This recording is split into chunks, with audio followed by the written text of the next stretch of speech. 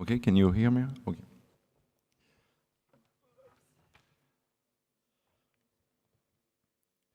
Good morning, everybody. I hope you still have some energy left for the last talk of the week. I know I don't have much left, but let's see how we can do this. So I haven't published a lot of description about this talk. The idea is I would like to give some feedback on frequent deployment issues that we notice with customers and partners, mostly the new guys that are doing their first deployments and aren't aware of some traps that you can easily fall into. And based on my experience, we have kind of a list of common issues that I wanted to expose and also explain why these issues really matter in 2017.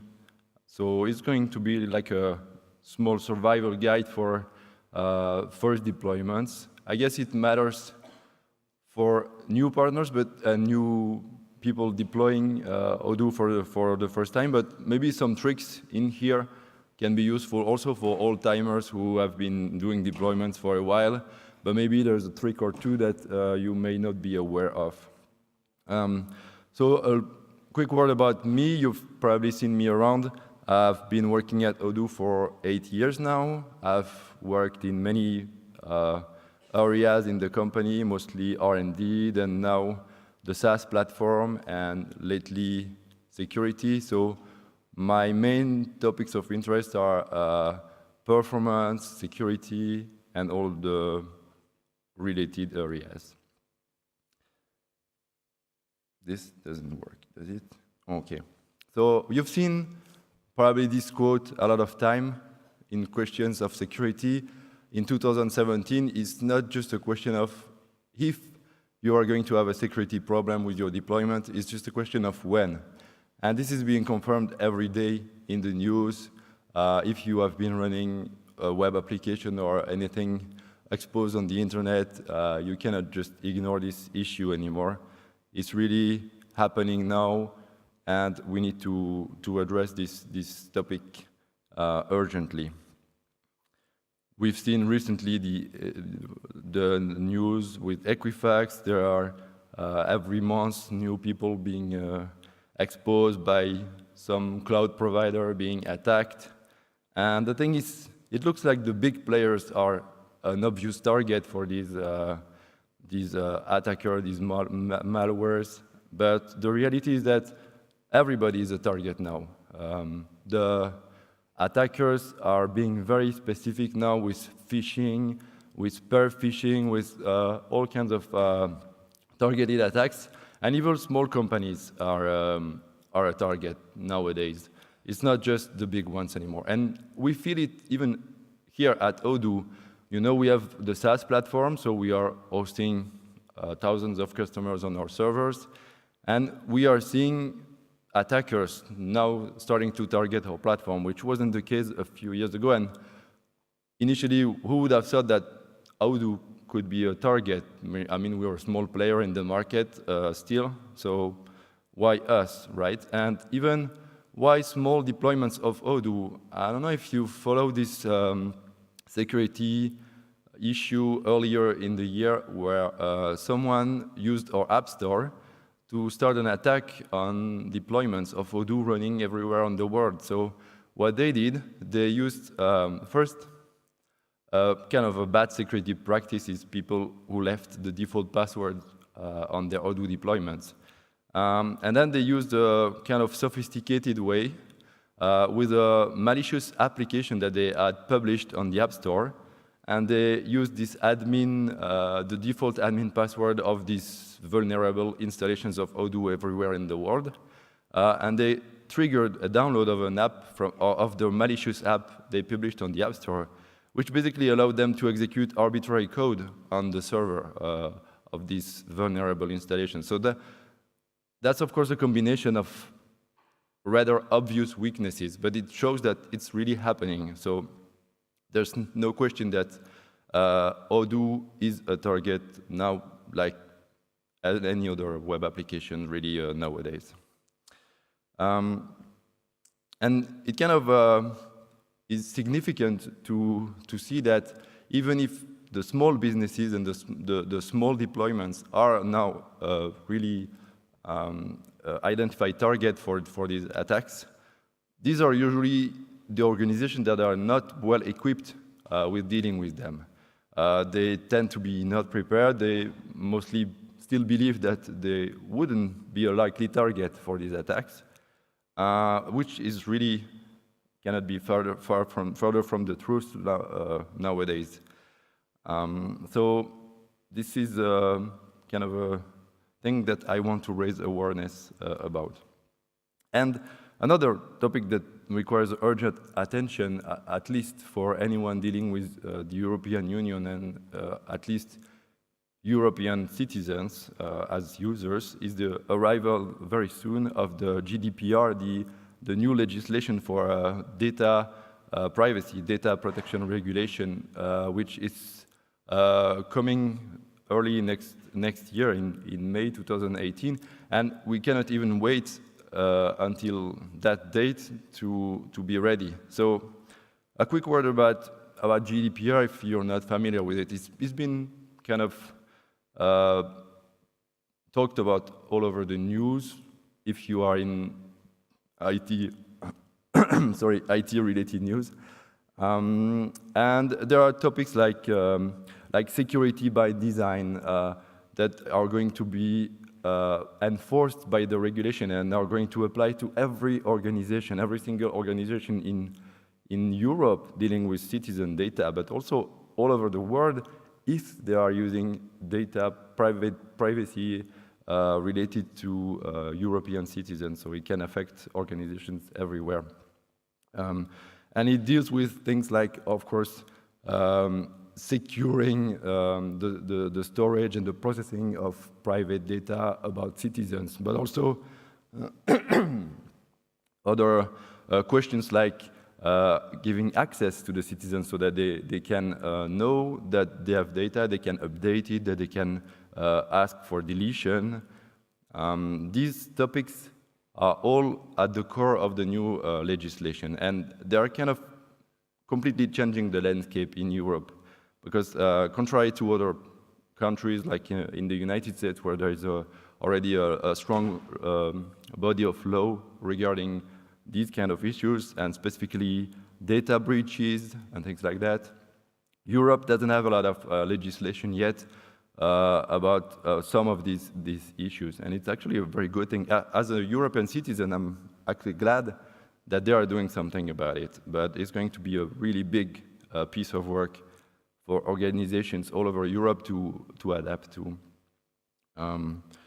So it's time that companies are aware of this legislation and start working on it.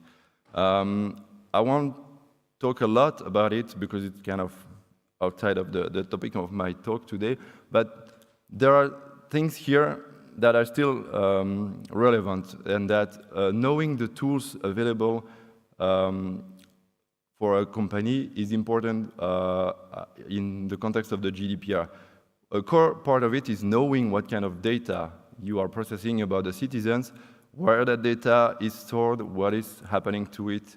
That's very important in the context of the GDPR. And of course, Odoo, if you are using it, is going to be a core piece of software when it comes to processing data.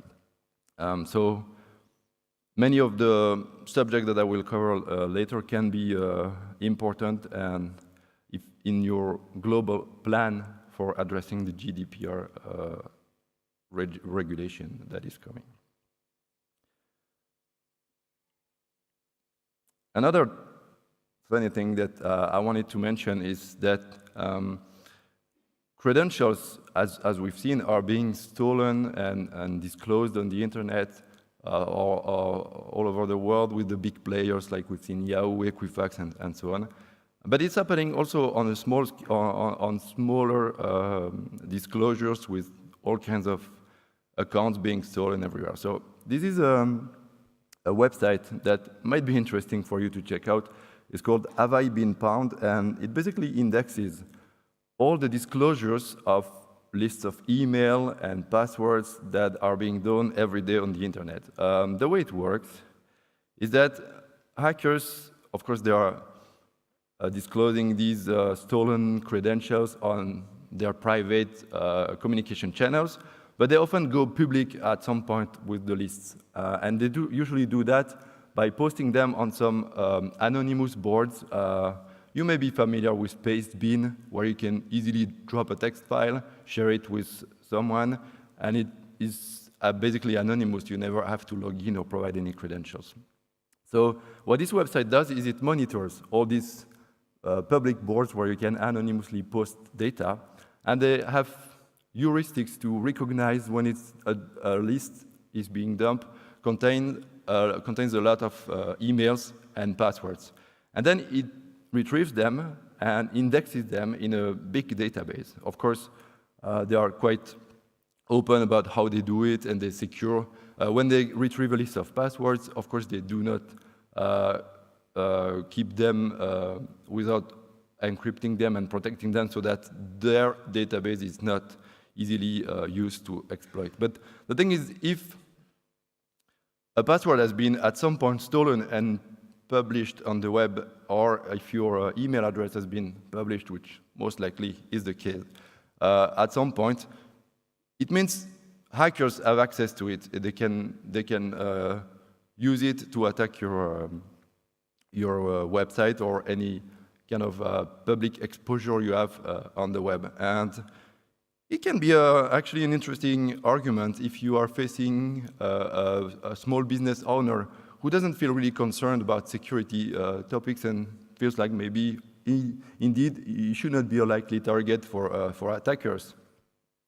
Just ask him to go there and to just input his email address or his password and see if maybe it turns out it has been leaked at some point. And you would be surprised how many hits you will get with your email, or let's say your previous email that you used in the past, or a student email or something, and your password. And of course, you might consider that your password might turn there in the results because someone else in the world has been using the same password, and maybe it's not yours, and that's true. The thing is, if your password is in there, it means it's a likely password enough that attackers can start using in targeted dictionary-based attacks on any website. So it means it's a weak password, basically. It's part of the set of passwords that are routinely tried. And if your password is unique enough because it contains some personal related data, or because it's sufficiently random that there is a very small chance that anybody else would be using it, if you see it in there, it means it's been definitely leaked and cracked if it was part of an encrypted leak. So that's kind of an interesting website to raise awareness about these topics as well. So let's go a little bit over some obvious things with deploying Odoo in a kind of secure manner. So I'm not going to discuss a lot of the deployment architecture that you could be doing because there are many aspects in terms of performance, and there are many other talks that you can find on past sessions of Odoo experience where we discuss this. But the basic architecture is that you need an Odoo server, you need a database server that may be on the same machine as the Odoo server or on a different machine, and you really need a web server in front of that. That's really the minimal thing that you need to deploy Odoo. If you are missing the first part, the leftmost part here, the web server, then your deployment is definitely not good. And the web proxy is really essential for many different things. It does a lot of things that Odoo doesn't do because it's not really our focus, and because it does it better anyway, so why should we try to implement this in Odoo? It does SSL termination. So if you want HTTPS, which everybody wants, and we are going to discuss that in a minute, you need a web server in front of Odoo to do that. If you need gzip on the fly to accelerate access to your website, and you do want that, I can confirm that you definitely want it. You need also a web server in front of that. And then you can also use it to implement protections for your website, limits on the number of requests that can be processed for different clients. And also very importantly, you can have your web proxy implement better and smarter protocols than just HTTP, like Speedy and HTTP2, which are already available and are doing a big difference. So for all of these reasons, you want a web proxy, a web server proxying the request to your Odoo server. This is an example of deployment architecture, a simple one, where you see the Odoo server on the right as Odoo as a service, but also the database is on the same machine. And we have a replication between this server and a copy, a hot standby copy of this server when we are replicating. This is the kind of deployment you would have for a small deployment.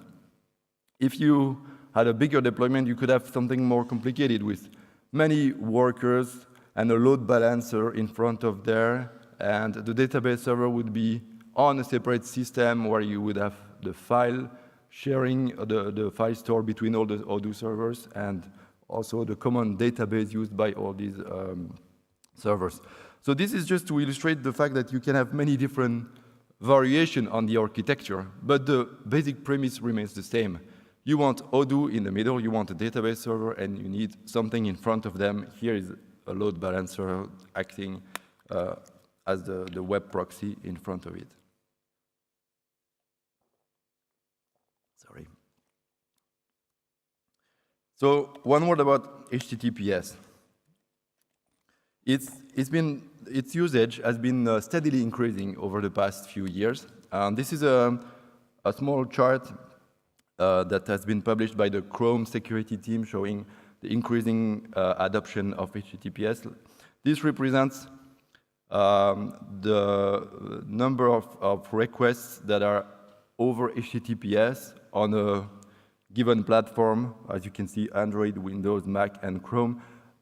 Android has been knowingly lagging behind, but it's slowly catching up in terms of adoption of HTTPS, because mobile websites apparently used to be less often using HTTPS encryption. This is the global rate. This is the picture as of 2017, and it doesn't show the evolution or the split between different territories, because there are countries where it's significantly lower. For example, Japan, for some reason, has a really low adoption rate for HTTP, or at least much lower than the other areas of the world, for instance. But this really is used as an illustration that HTTPS is going to be everywhere. Actually, if you just try for a minute to think of one website that you have been accessing regularly for the past week, and that is not using HTTPS, of course you probably didn't notice. But most of the websites that you've been using, like the big common website, they're all over HTTPS. You cannot. It's actually difficult to find a pure HTTP website nowadays. And for this reason, the guys that doing the major browsers are slowly starting to deprecate HTTP. So that's another reason why HTTPS definitely is not optional. That's part of the things that you need to deploy, not just because it protects the communication between the browser and your system, and of course the passwords being transmitted and so on, but also because it is now required. And as you can see here, this is the plan for the Chrome security team. They plan to, at some point, entirely put a red warning if you are browsing a website that is not using HTTPS. So at some point, they will have to block plain HTTP because it's a deprecated protocol, really. And really, it's now for free. HTTPS used to be a pain because you had to buy a certificate, and that was expensive.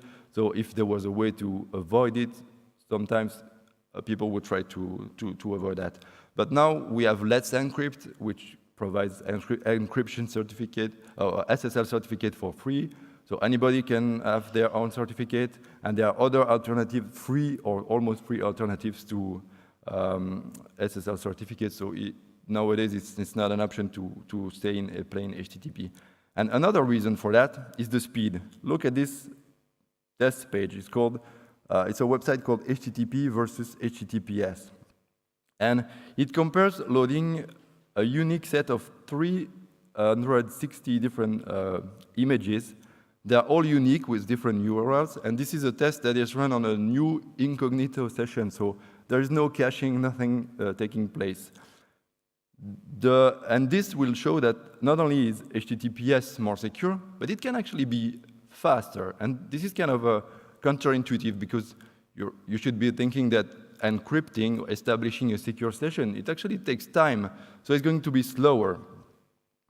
But the truth is that HTTPS is also the foundation above which SPDY and HTTP2 protocols are constructed.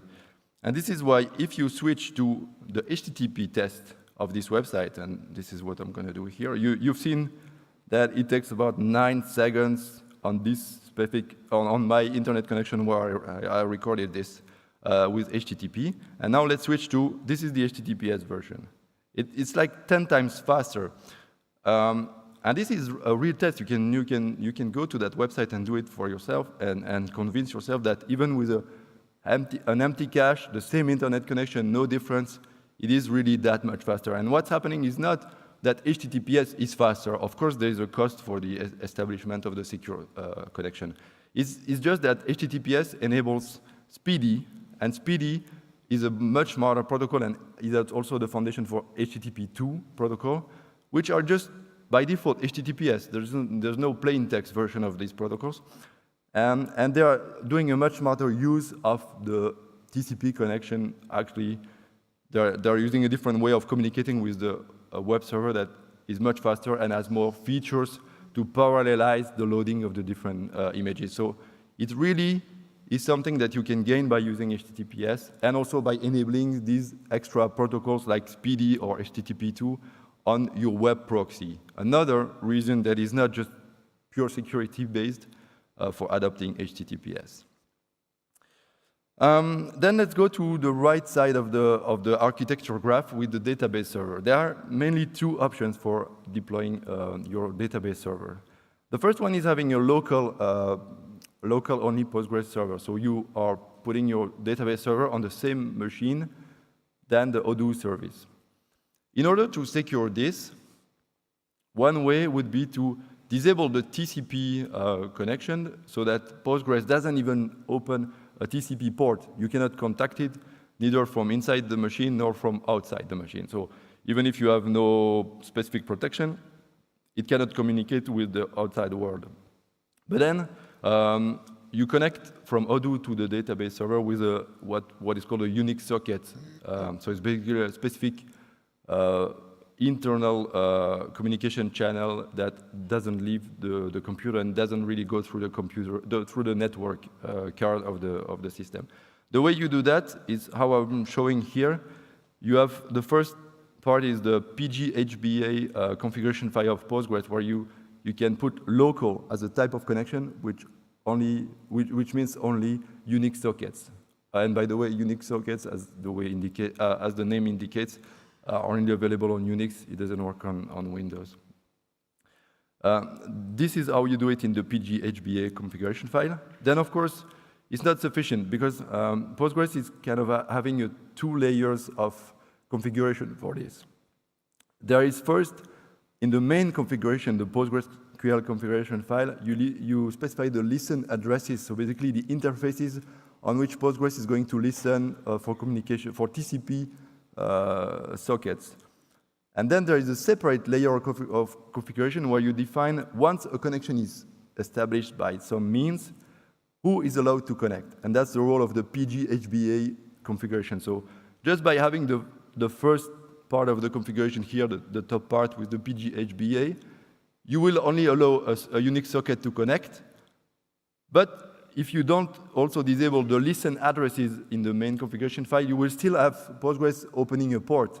It will not allow anybody to connect, because you have not specified any rule for allowing TCP-based communication, but it will still listen. So if at some point someone finds a bug in Postgres that allows to bypass the authentication, they will still be able to target you, of course, if there is no firewall in between and so on. So that's just to explain why you should disable TCP if you're not using it. And then, of course, at the bottom, you see how you can pass to Odoo the fact that you are connecting through a local Unix socket is by emptying the DB host parameter. That means you just connect to a local Unix socket. It still supports a port.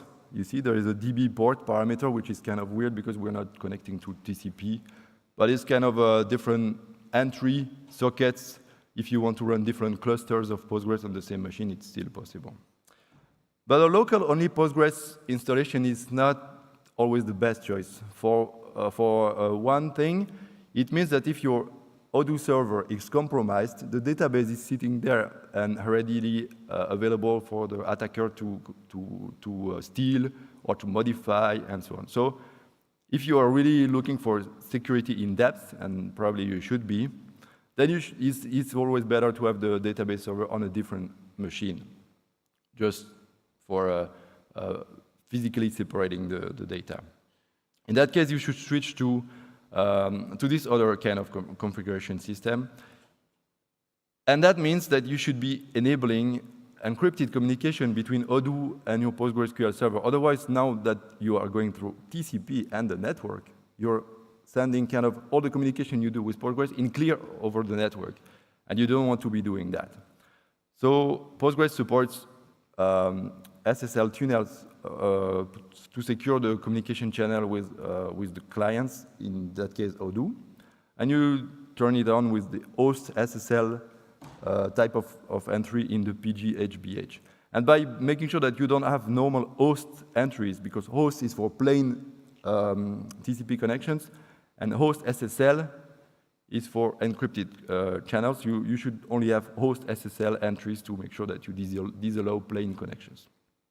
And by the way, Odoo used to not support these encrypted communication channels, but we've just introduced an option in Odoo version 11 to enable them. It's called the DB SSL mode option that you can see at the bottom here.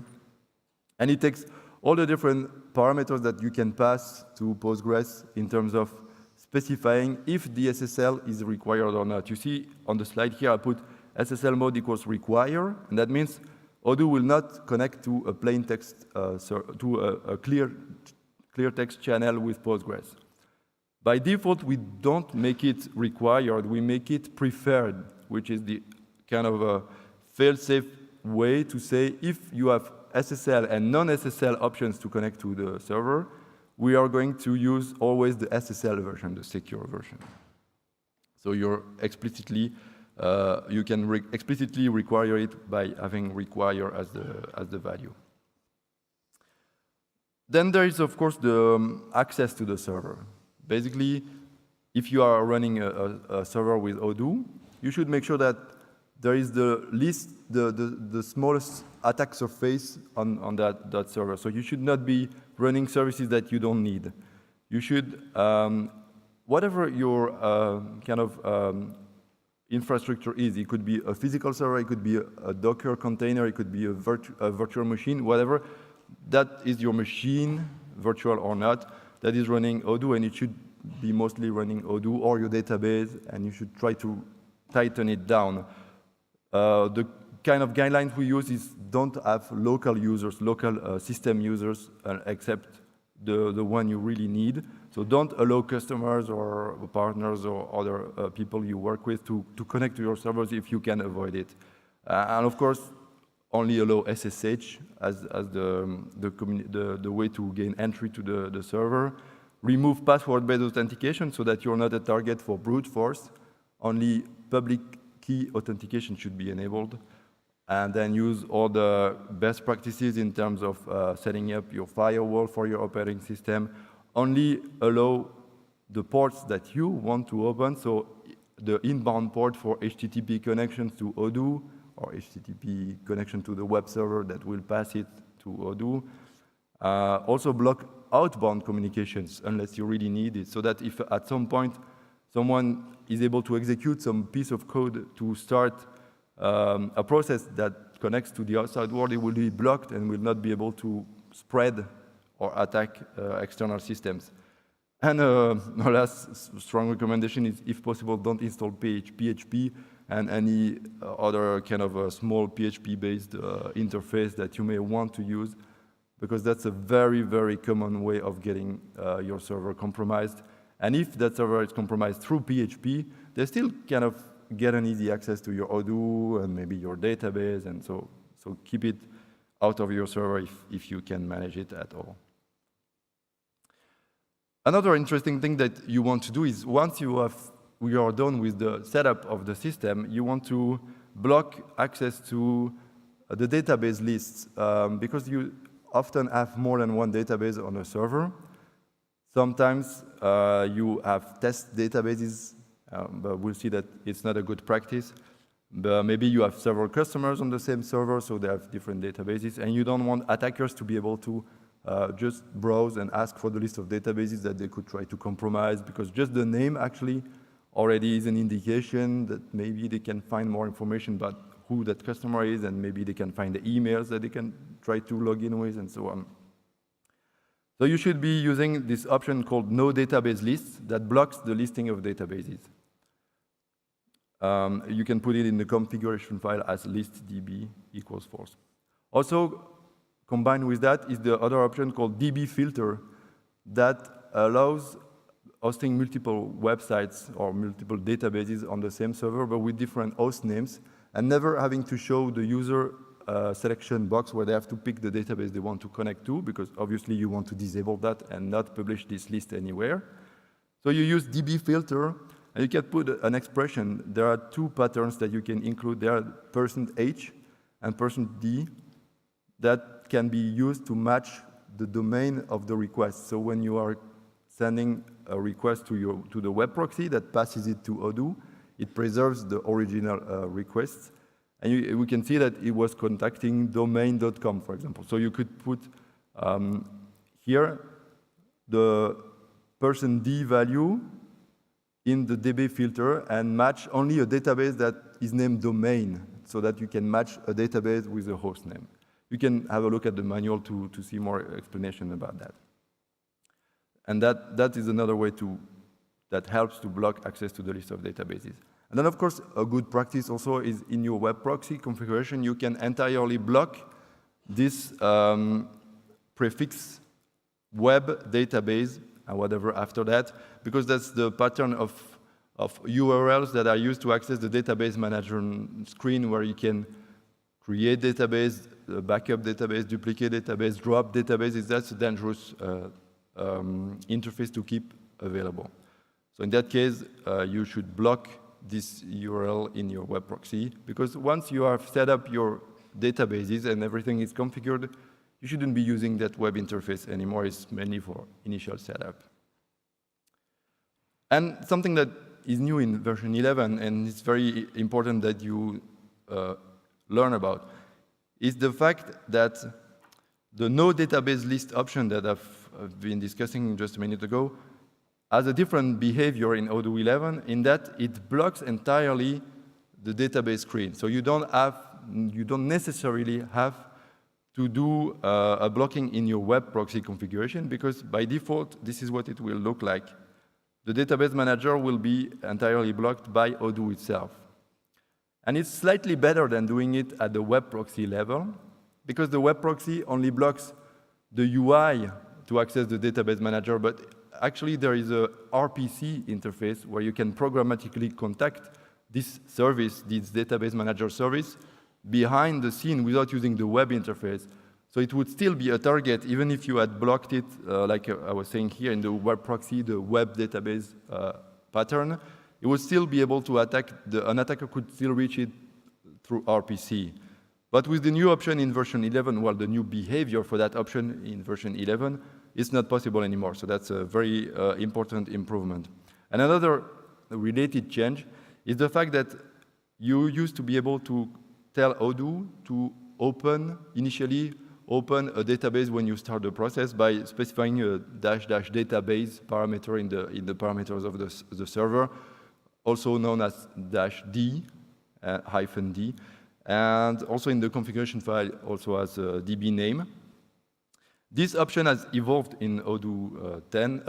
Yes, in Odoo 10 there's already a small part of it that is available, but in Odoo 11 it now allows you to replace the list of databases that Odoo can get from Postgres. So whenever a database listing is necessary for Odoo, it will go look in your Postgres cluster and look at all the databases that are available. And if you have not blocked the database manager, it's going to use this and display the list to the customer, to the user, so that they can select the one they want. If you are using the database option in version 11, you can now replace this list by your own list. So you can avoid letting Odoo look at your list of databases in Postgres. It won't even have a look at there. It will just use the list that you explicitly provided. So even if you have 20 different databases in your PostgreSQL cluster, you can make sure that Odoo only ever sees 2 of them by specifying them as a comma-separated list. That's kind of a big semantic change in the handling of the parameters for starting the server. So as you can see, that's the screen. It looks like it only blocks the UI, but it actually also blocks the RPC level, which is more important. And of course, that doesn't prevent you from blocking the URL pattern that we see here on the proxy level, because it's also good if they just get a 403 error or access denied error, and they don't even have to see this specific screen. A related option to this is we've been discussing having several databases on the same PostgreSQL database server, and then having Odoo let you select between these. It's actually a common reason for having that is having your staging and test databases located next to the production databases. That's a common pattern that unfortunately we see in deployments. And that's a very bad idea, because you tend to use weak passwords or default passwords even in your test systems.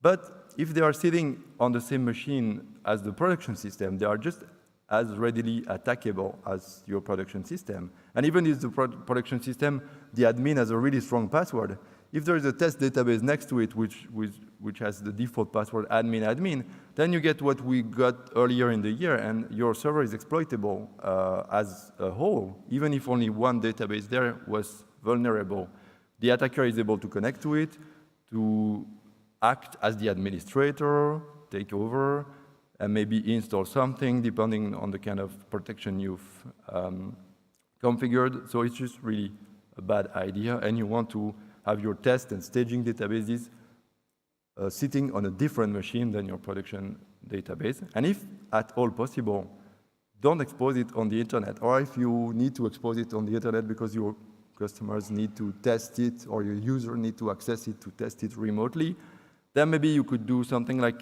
password protected with HTTP authentication that can be configured in the web proxy, so that it's okay because it's a test system. It's not something that your visitors need to know about. So if there's a password to type before testing, it doesn't bother much.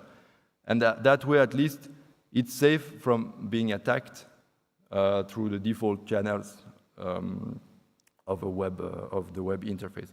So really, try to isolate your test and staging databases and not put them on the same machines as your production system. Then comes the topic of having backups, because backups, as such, are not a security topic because they won't help with the security, but they can actually break your security if you don't do that correctly. So first, of course, a word about what you should back up. There is, of course, the PostgreSQL database that you need to back up. It contains the main business data. Then there is what we call the data directory in Odoo, which contains the file store, some extra maybe modules that you would have installed dynamically. And also important is the session store. So all of this is kind of forms the data sets that you need to back up, because that's what you need to restore your Odoo deployment to the same state. So that's what you need to include in your backups. But then you shouldn't stop there, because what is important as well is all the configuration files that are related to that, the Odoo configuration file, if you have one, and the other configuration files for your web proxy that is on front of Odoo, and so on. And that doesn't stop there, because you also need to back up system logs and Odoo logs and web logs, because if in the future you notice that something has been compromised, you will be really happy that you can find the backups of these things, like even from 3 months ago, because you are rotating these log files, you know. Otherwise, they would eat up the whole space of the server. So you need to rotate them, and it's customary to rotate them like daily, and maybe to keep 1 week of them. So after a week, your logs are basically lost, and you need to have them available for possibly auditing and investigations of issues, or just misbehavior or errors that you may have occurred in production. So it's important to back them up as well. And watch out with the rotation period, because if you are rotating daily and you keep like 1 week of historical files on the server, and then you back them up in your external backup, you need to be sure that if you do monthly backups and you have a rotation of 1 week, well, you're going to miss 3 weeks of logs every time you do a backup, because if you need to go back 2 months in time, you won't have the whole story available in your log file. So I would advise to have a very long rotation period. Like, keep your logs along like maybe 1 month of logs on the server itself, so that if you have monthly backups, you never lose a single line of log. That's really important. So of course, how should you be doing these backups? First thing is, don't use the database manager to do your backup, because first it's supposed to be disabled, right? And second, because it sucks to be doing a backup. It's manual, and it's difficult to automate, and you shouldn't be using it for that. In production, you should be scheduling backups, and you should be offloading the backups to a remote server, because you don't want your backups to be compromised along with the data if at some point, remember when and not if, your server will be compromised. So you want the backups to be pulled by the backup server to an external service. You don't want the server itself to be pushing the backups. Why? Because that means that it has some kind of right access to a different system where the backups are located. And that means that if your server is compromised, or when it will be compromised, it will be a possible way to jump to the backup system. And that's usually the kind of things attackers are looking for, so they can escalate and jump from one server to the next, and finally discover the big thing. It's happened for Instagram, it's happened for many big players. So you want the backup servers to be pulling the data from the main servers, not the other way around. And then you want the backups to be incremental. You don't want just one backup, but you want a backup every possibly day. That should be probably mandatory for the business. A daily backup, and there may be some rotation on the backups. There are many tools for doing that, so that you can keep 1 week of daily backups, of full daily backups, then a few months of monthly backups, and so on, so that you have a good coverage. Right now, on Odoo Online, we keep 1 year full of backups, because we found out that our previous period of 3 months was just too short. We sometimes need to go and investigate log files from 1 year ago, because suddenly we have a customer asking questions about some behavior that happened a long time ago. And we routinely have to go in those backups to retrieve that kind of information. We also very often have to go and retrieve a backup from a database from last month, because a customer has done a mistake and they want to compare the data with 1 month ago, and so on. And the most important, the single most important rule with backups is that you need to monitor your backups. It's not enough to create a backup strategy and to test it and to have it running and to say, okay, now we're safe. Because that's not true. 1 month later, it's not going to be true necessarily. You've seen it happen. Maybe if you're familiar with GitLab, they had this big breakdown earlier the year where they had I think, 5 different backup methods. So it was extremely redundant, 5 different ways of doing backups. And at some point, one engineer dropped the production database by mistake, and they found out that none of the 5 different ways could recover the data that was there. So they lost some history, and they might have lost a lot more because out of luck, they had a semi-recent backup. So really monitoring your backups is just mandatory, because otherwise you could consider that you have no backup. That's as simple as that. So we have the next step after the backup is having a disaster recovery plan. That's usually the longer term plan. In case your whole data center is down and you had your backups, fortunately, in a different data center, that's a good idea as well. And you need to fully restore the service. So you should, at that point, have planned for it. We discussed this disaster recovery plan with 2 metrics in general, the RTO and RPO. The recovery time objective is, in case we lose everything and we have to restart the service from scratch, how long can that take? What is acceptable for this business, this case? Is it 2 hours, 6 hours, maybe 24 hours? Because remember, this is a disaster. It's not just a small outage of the data center. It's the data center is completely broken down, and they have no idea how long it will take to recover, or if possibly they will be able to recover. So you need to plan for the RTO time. How long can it take? And then the RPO time, the recovery point objective, is how much of the data can be lost in case we lost the production data. And that basically means how old can the latest backup be. Basically, if you are taking daily backups, then if by chance the production is lost just before the next backup was going to be taken, maybe you're going to lose 24 hours of backup of data. Maybe that's an acceptable risk with the probability of having a disaster. So based on that, you should plan it. You should not wait for the disaster to happen, only to find out that, well, it's going to take us 2 weeks to recover the service, and that's too long. We should have found another plan, another strategy for recovering. So as for backups, your disaster recovery plan doesn't exist unless you exercise it regularly, that you try it. At Odoo Online, our disaster recovery plan is based on having our backups offloaded to different servers, or daily backups rotated during 1 year, as we discussed, and having automated scripts to set up, to provision our machines for hosting Odoo services. So that's how we do it.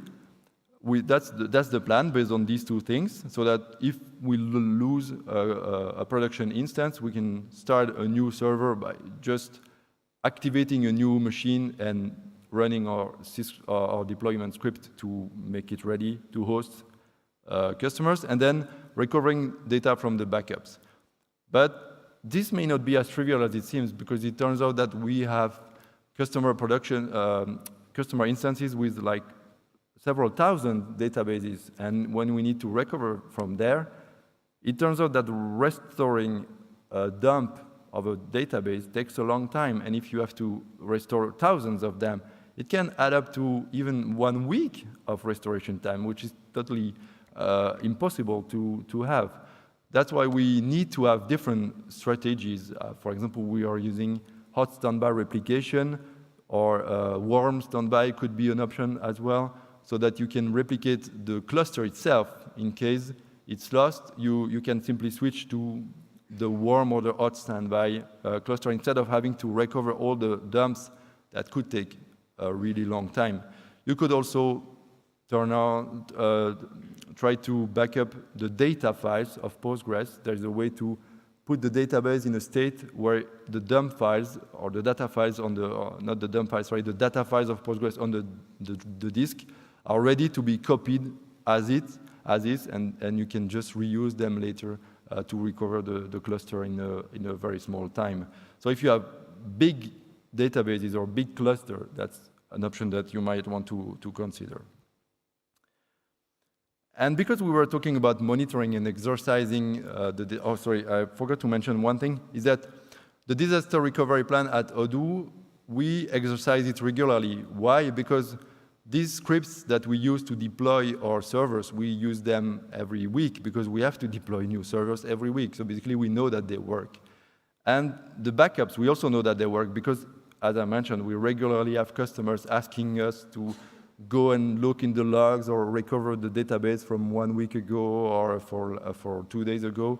So we know that these two parts of our disaster recovery plan are exercised all the time. And that's the only way to be sure that you have a plan at all. Then monitoring is really important also in terms of security. Because first, in terms of performance, it kind of gives you a baseline of what does the activity look on your server when everything is running normally. How much CPU activity, how much memory usage, how much disk activity, how much network activity, everything is your performance baseline, what it looks like when the situation is normal. So that when you have a security issue coming up, or you can easily see if something is unusual in there.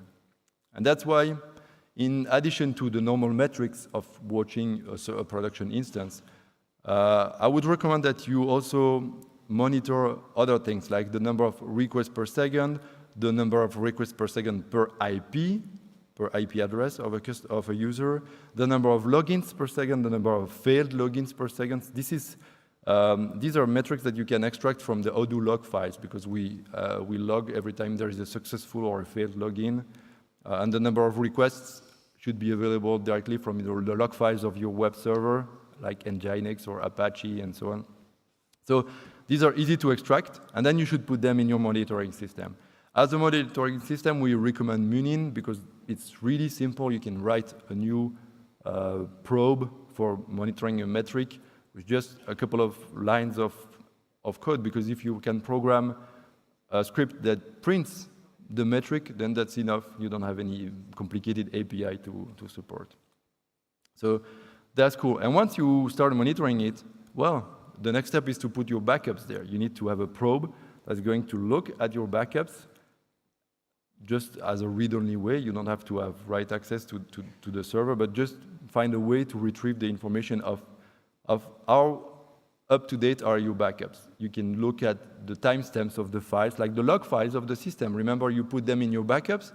They actually give you like the time of the backup, because the log files, like the system log files, are all the time updated. So you can easily watch that and see if that's correct. Are they more recent than 24 hours for every system that you have in your backup? Then you're good to go. That means the backup has run. Then maybe you also want to test the integrity of the backup. Does it contain all the files that I'm supposed to have there? And once you have that and you have a monitoring ready, then you can rest assured that in case of real problem, you will have a backup there. One last thing that you can do additionally to just graphing, having charts with the activity on your server, is using techniques like fail to ban. Fail to ban is kind of a simple tool that exists in the Unix world, where you can configure rules to react to certain patterns in your logs. So you can use it typically to monitor the SSH connections and the number of failed attempts to connect on SSH. That's the typical use for fail to ban. It's going to watch them, look at the IP address that is trying to connect, and block it, blacklist it at the firewall level for some time, and then automatically deal with unblocking it after a while. So if it was not really an attacker, but most like a customer who couldn't connect, they would be unblocked at some point. Of course, your customer shouldn't connect with SSH. Remember, only you have access to that instance. But you can use the same rule for watching Odoo and connections on Odoo. There's a small note here with a patch pending, because we still need to merge a small patch to our logging of failed and successful logins, so that you have the IP address next to it. So that makes it an easy rule for fail to ban to trigger the blocking of the IP address. And by the way, if you have a more complicated architecture where you have a load balancer in front of Odoo and a web server that maybe is on a different machine, then remember that your Odoo is watching the IP address, but the blocking should be done on the load balancer or the web server in front of Odoo and not just at the Odoo machine itself. One thing that can be useful in terms of security, and that's protecting not the data but the resources of your production instance, is to use the worker system and the limits that are available as configuration options in Odoo.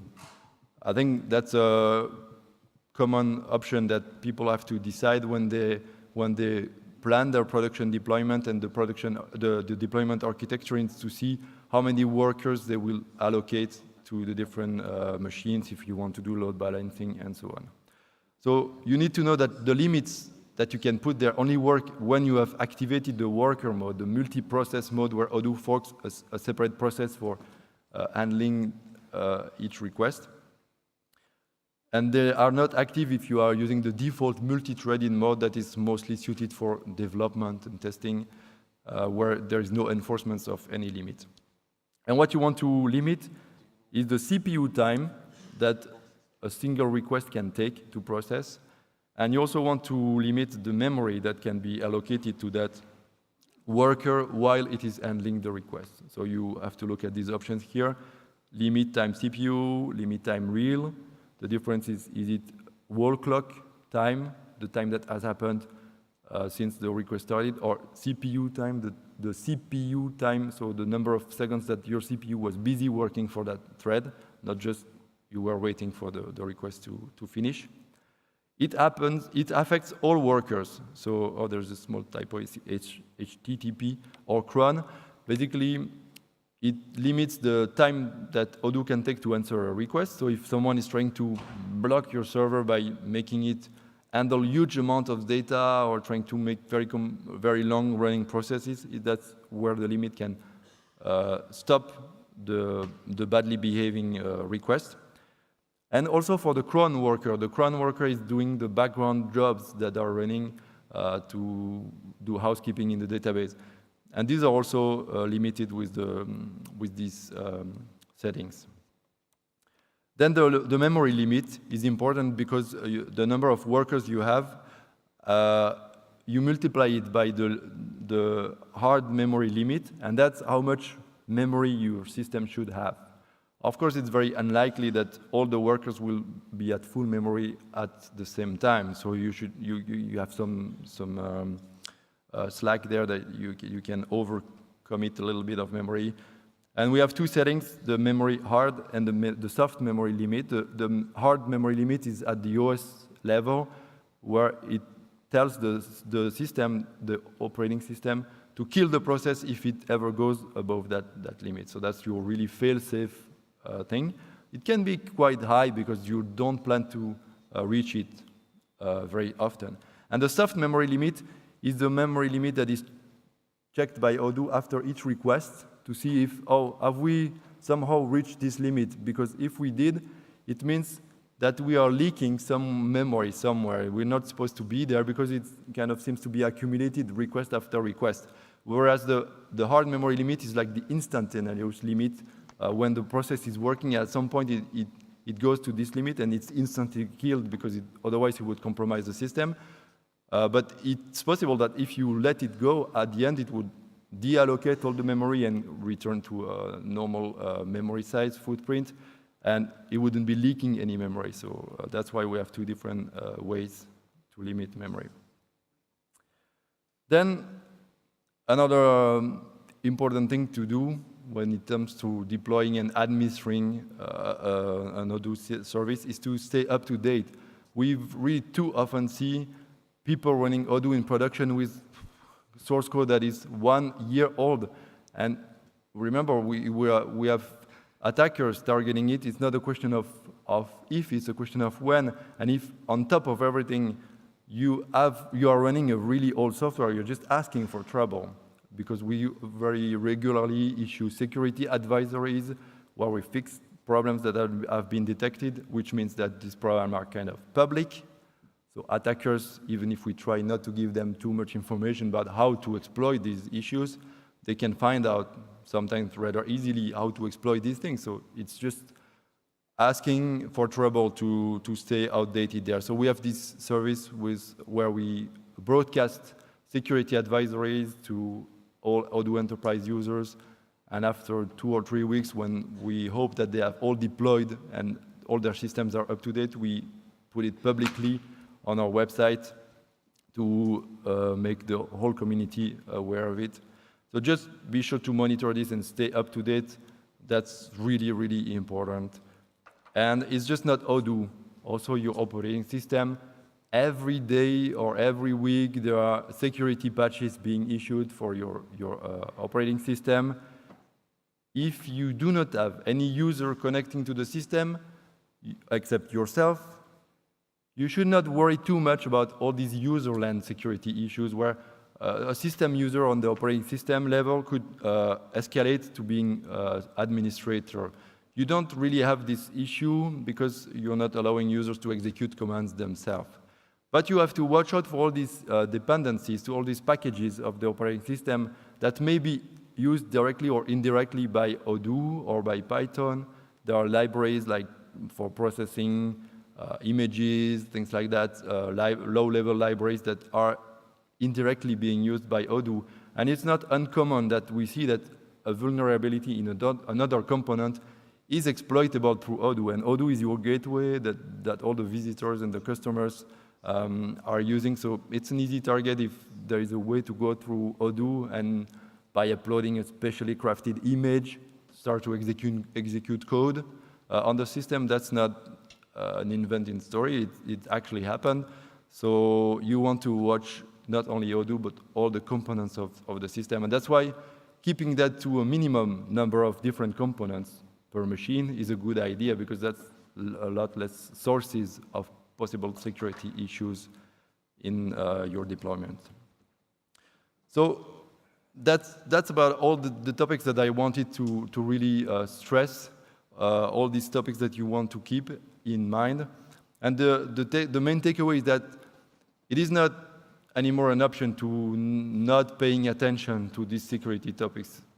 Anybody deploying Odoo or a web application for that matter on the internet nowadays needs to take these things very seriously and to take measures to protect properly the system. And the good news is that, as we've seen here, it's not necessarily very expensive. You don't have to hire necessarily security experts and big teams and to be watching the system all the time. If you take these good practices and when you plan the deployment, a good part of the job is already done. And of course, you need to monitor and to watch your servers.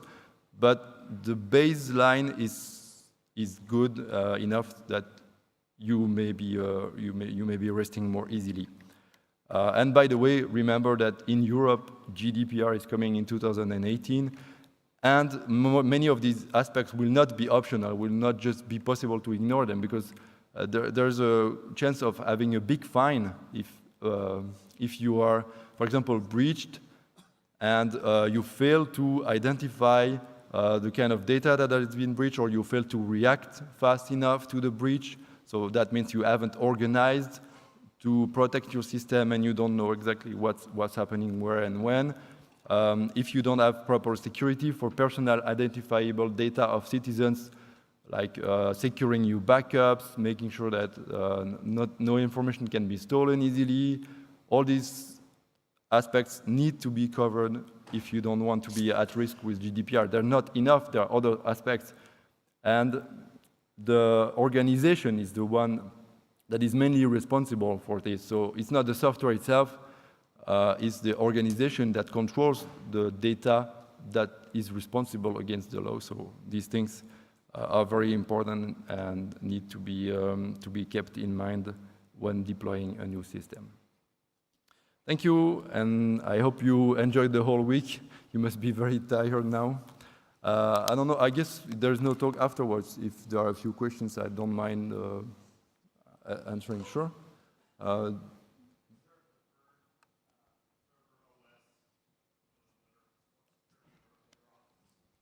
Definitely, at least when it comes to deploying Odoo, we tend to prefer Debian-based systems. That's what we test most. That's what also we found has been the most convenient platform in terms of frequency of the updates of the security and frequency of arrival of new features and so on. So we definitely recommend using a Debian-based platform. You can choose between Ubuntu and Debian. That's the two ones we typically use for deployment. Probably in terms of stability, Debian is better. If you can use the Debian stretch, is a good choice at the moment. Otherwise, Ubuntu, if you use the LTS version, is a good choice as well. But in both cases, be sure to watch out for security updates. And by the way, I forgot to mention that security updates, of course, you can turn on the unattended upgrades of your server, but it's actually a risk. You can take it. It's probably better in terms of security, but it has happened in the past that we've seen big regressions because security updates are tricky for the reason that they're not public until the time of disclosure comes. So the exposure of the patch is very limited to a few experts working on it. And it's very common that they will miss some regression that they are introducing with the security patch. So it has happened that we had servers where customers were completely unable to work just because there was some unattended upgrade of a security patch. So we prefer to watch and apply them knowingly rather than having the operating system update itself automatically. But that's a choice if you're ready to risk a small regression from time to time for the added security is cool.